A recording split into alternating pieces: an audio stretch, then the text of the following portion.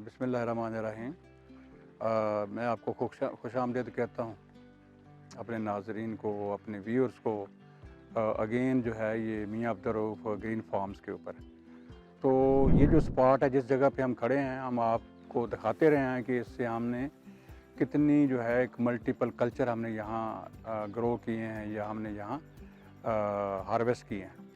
तो आपको हम शेयर कर चुके हैं आपके साथ कि यहाँ फ़िश कल्चर था पहले। तिलापिया हमने यहाँ से हार्वेस्ट की है, ये तकरीबन नवंबर में ख़ासी बड़ी मिकदार में। और उसके बाद उससे पहले हमने तकरीबन कोई ये मई जून में लास्ट ईयर कुछ डक्स के जो है ना, डक लिंक्स, उनके बच्चे लिए थे। जो एक वैरायटी है खाकी कैम्पबेल।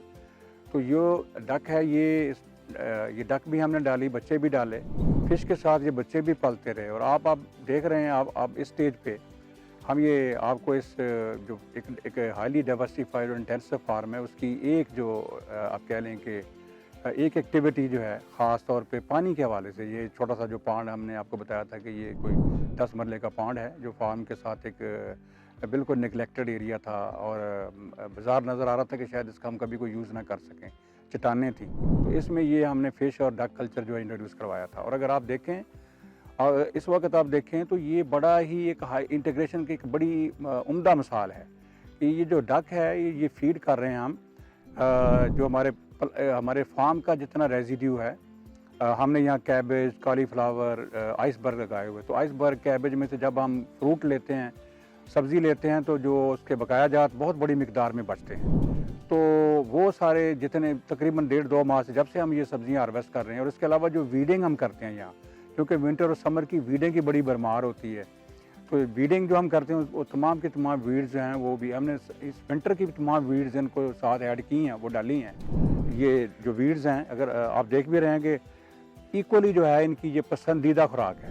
तो जो हम वीड्स की डिस्पोजल हमारी बड़ा मसला होती थी कि हम इसको निकाल लें और इसके जो सीड ताकि ना गिरें दोबारा फसलों में और दोबारा ये वीड्स ना हो गए, तो हम वो हमारा मसला वो भी हल हो गया कि हम वीडिंग करते हैं अर्ली स्टेज पे।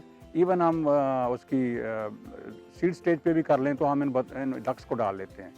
तो अब ये जो डक का कल्चर है ये हमें, और ये एक और बड़ी अहम बात मैं अपने व्यूअर्स को जो आपके साथ शेयर करना चाहता हूँ, जो इंटीग्रेट करना चाहते हैं अपने फार्म के साथ डक कल्चर को, और उनके साथ अगर कोई वाटर बॉडीज़ हैं या जिस तरह मतलब है कि हमने वो थोड़े वाटर के बनाए हुए होते हैं टैंक इस वक्त सोलर सिस्टम के तहत भी और बाकी भी, उनके लिए एक अपॉर्चुनिटी है। ये डक जो है एक बड़ा हार्डी एनिमल है, तो हम एक्सट्रीम विंटर में भी ये पानी में रही हैं और इनकी साथ हमने हाउसिंग भी साथ तमीर कर दी, वो भी आप देख रहे होंगे। तो ये जो हाउसिंग, इसी हाउसिंग में ये जैसे ही पानी से निकलती हैं तो अपनी हाउसिंग में चली जाती हैं। तो इनकी फीडिंग भी यहीं सारा दिन ओपन जो है, जो हमारा रेजिड्यू क्रॉप रेजिड्यू से होती है।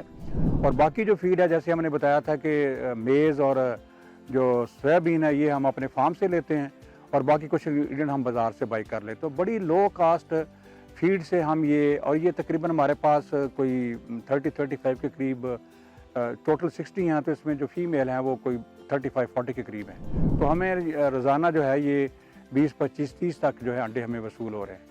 तो ये आप देख लें, ये प्रोटीन, फ़िश के हवाले से प्रोटीन, और फिर उसके बाद एज की भी। और एक और जो मिथ है हमारे यहाँ कि शायद इसमें कोई ऐसी स्मेल होती है इसके अंडे में, हमने इसको कंज्यूम किया है खुद, हमारी फैमिलीज़ ने भी, हमारे फ्रेंड्स ने भी, और हमने इसको मार्केट में भी सेल किया है। तो चूँकि ये फ्रेश वाटर हमारे पांड पे है और बायोलॉजिकल वेस्ट जो हमारे फार्म की है उसके ऊपर ये एंटरप्राइज हमने इस्टेब्लिश किया है, तो ये इसमें कोई ऐसी ऑड स्मेल भी नहीं है।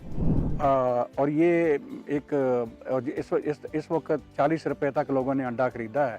तो मेरा ख्याल है अगर हम हर जो है एक फार्म है, अगर certain number of ducks add कर ले, जो उसके साथ जो भी वाटर बॉडी है, ट्यूबवेल है ये साथ, तो वो एक बेहतरीन अपनी हाई प्रोटीन जो है खुराक है अपनी फैमिली न्यूट्रिशन के लिए, और प्लस अगर वो सरप्लस हो तो वो सेल भी कर सकता है। हम तकरीबन इसके अंडे रोज़ाना सेल भी कर रहे हैं जो सरप्लस है। तो ये एक बेहतरीन एंटरप्राइज़ है आपके अंडरस्टैंडिंग के लिए। और हम इंशाल्लाह इस हवाले से आपको इंशाल्लाह हमने अब हैचरी भी अगले कोई 1 महीने में हम इनके अंडे हैचरी भी हम इस्टेब्लिश करने जा रहे हैं। हम खुद हैच करवाएँगे।